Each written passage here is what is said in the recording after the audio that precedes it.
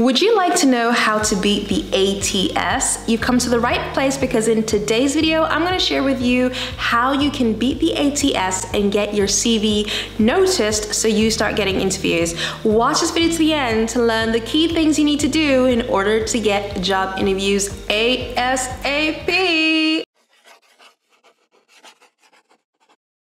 Hello, welcome to my channel. My name is Joy Randolph. On this channel, I share with you how you can get your dream job and become an expert and leader in the field you care about most. If you want to watch videos like this, come and join us and subscribe. I post new videos every single week. If you're watching this video, I'm guessing that you are looking to get job interviews ASAP because you want an amazing job and you can't wait to get hired for your dream job.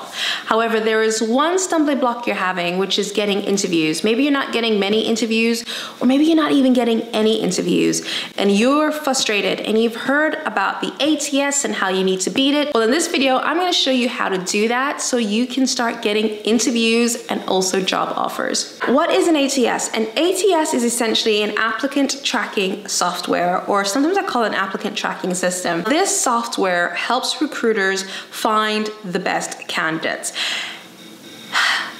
The challenge with the phrase find the best candidates, it's one of those things where think about it as a game, and if you know how to play the game and if you know what the rules are, you're actually able to stand out on top as the best candidate. It doesn't necessarily mean, however, that the people who are shortlisted are always the best candidates, and you might know this. Maybe you know that you're talented. Maybe you know that you can do this job. Maybe you know that you are the right person for this job, but recruiters and this software, this piece of chunky software is actually making it look like you're not good enough for this position or you're not the right fit for this position, and this really knocks your confidence. If you haven't been getting interviews, try not to beat yourself up over it because it does not mean that you aren't the best candidate for the job. However, it does mean that you do need to do something to look like the best candidate for the job so that recruiters actually start to see your CV and also start to call you for interviews. According to research, 98% of organizations use ATS in order to shortlist the candidates for the position. And that's because they will get literally hundreds of applications per role. Now imagine if you were a recruiter and your job was to try and find X number of people for so many different positions. And particularly if you work for a big organization and you have even more positions to fill, it would just be a nightmare having to go through literally thousands of applications every single week.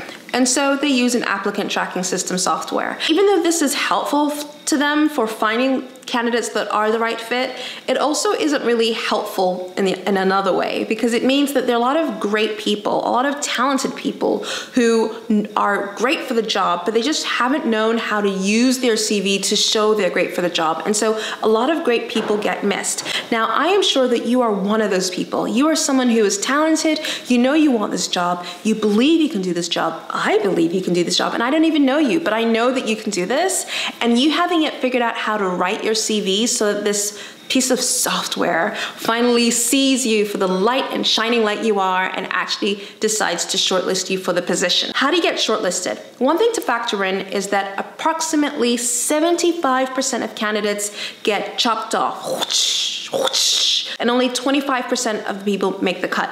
Now, the advantage of this is that if you're part of the 25%, it means that you have a good chance of getting an interview. I do have a separate video on how to show you're a cut above the rest, which is my How to Write a Standout CV video. If you watch that video, you'll be able to know what to do in order to look like the best candidate for the position. But I also have a separate course on how to write a standout CV and get interviews, which is really a system that I use to get interviews within 1 week. If you want to get interviews ASAP, then I totally recommend you skip that video and just go straight to the course and you get all the information you need on how to get interviews ASAP. But for now, I'm going to share with you how to beat the ATS. First thing is, I want you to imagine how the software works.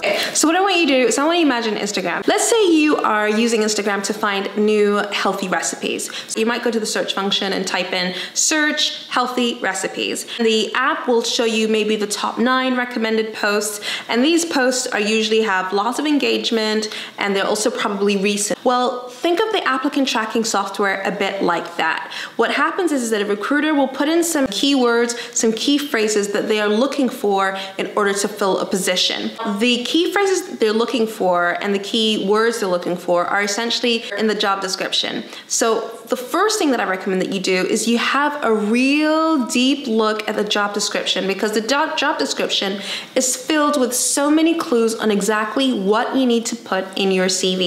One of the easiest ways to do this is to actually try and find 4 or 5 CVs that are for a similar-ish position. Have a look at all these job descriptions and simply use a highlighter. I know that some people recommend using a word cloud, where if you use a word cloud, it immediately shows you the most popular or the most frequently used words, so you know which words are really important.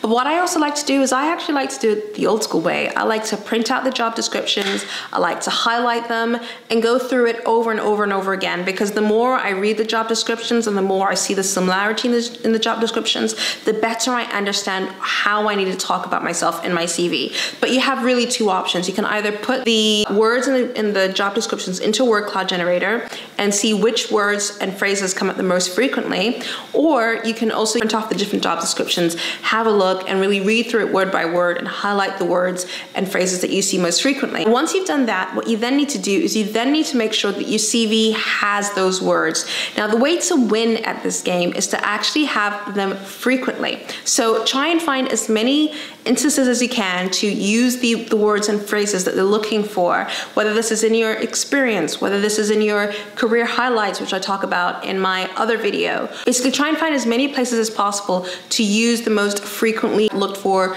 words and phrases.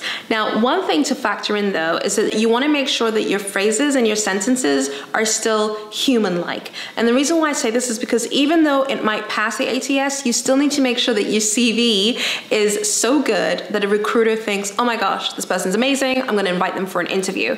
Now, the only way you can do that is if your CV is also readable. The next thing that really makes a difference is also the type of CV you have. Now, there are certain formats of a CV that actually get favored. So if you are someone who is using a really fancy kind of CV type design and you think it looks really pretty or you think it looks really stylish, chances are it's not gonna beat the ATS. The ATS system is kind of old school and it kind of reads things from the left, and it's really looking for simplicity. So make sure that you have a very simple CV that is very easy for it to scan so that it can actually pick up the different words that you use.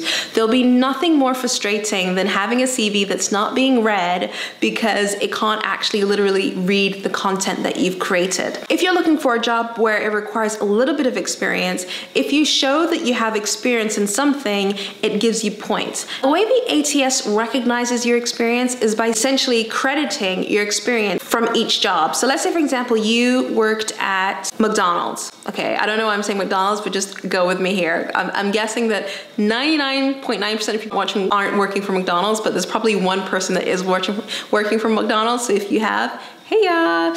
Anyways, let's imagine that you're working for McDonald's, and let's say you flip burgers at McDonald's. So you might say something like, flipped 1,000 burgers at McDonald's. And maybe you're looking to work at Wimpy's or Shake Shack or Five Guys. And you're like, okay, I need to show them that I'm the best hamburger flipper in the world. So what you want to do is you want to make sure that if you've worked at a restaurant for a year, you worked at a pub for a year, and you worked at McDonald's for a year, what you want to do is you want to make sure that for each role you've put flip burgers, flip burgers, flip burgers. Because what the software will then do is, let's say for example Shake Shack or Five Guys is looking for a burger flipper, the software system will say, oh, this person has 3 years experience flipping burgers.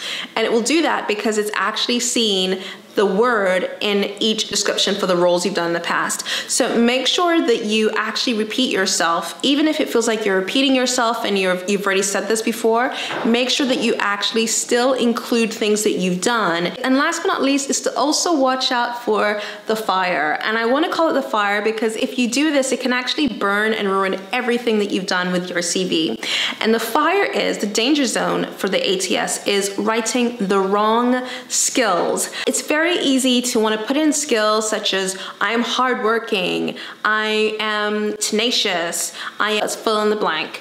And you might think that this shows that you are really a great person for the role. Well, here's the thing. The ATS software does not care if you are hardworking or if you are whatever, because those things are subjective. What it's really looking for are soft and hard skills that are really necessary for the position. Basically things that are somewhat measurable. So for example, if you're someone that is an Excel god, maybe you're amazing at Excel, then that is something that you can put, and that is something that it will recognize. But if you say something like, I'm good with numbers, it's not something it will recognize. So basically use your hard skills to talk about your hard proof evidence that you're qualified for the position, and use your cover letter as your selling yourself, positioning yourself letter for showing all the amazing things that you are. Anyways, that's it from this week's video. I would love to know, what do you think about the ATS system? I'm super fascinated in your thoughts on this software. Thank you so much for watching this video. If you like this video, please give it a thumbs up and subscribe. And if you want to learn how to write a standout CV that gets you job interviews,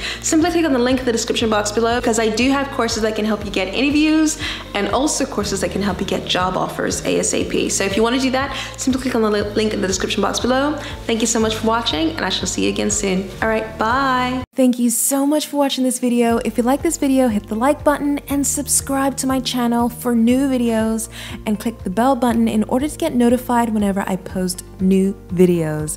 There are so many more videos you can watch right now, so click on the video on the left or the right or the left or the right. I can't wait to see you next week.